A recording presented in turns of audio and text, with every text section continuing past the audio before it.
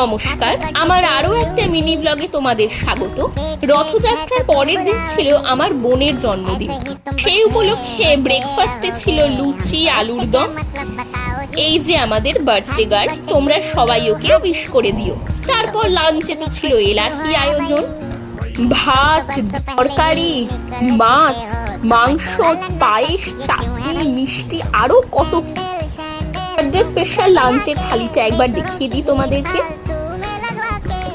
ও তার সাথে কিন্তু ছিল মিষ্টি, স্যালাড আর আমদই, পাঁপড়, পোলাও তো ছিলই। বেলা ওর একটা এক্সাম বলে বিকেল বেলায় ঘরটা সাজিয়ে কেক কেটে নেওয়া হলো। সবশেষে বাড়ি ফেরার পথে জগন্নাথের ইচ্ছেতেই আবার একটা রথের দেখা পেলাম, সাথে জগন্নাথের ইচ্ছেতে প্রসাদও পেলাম।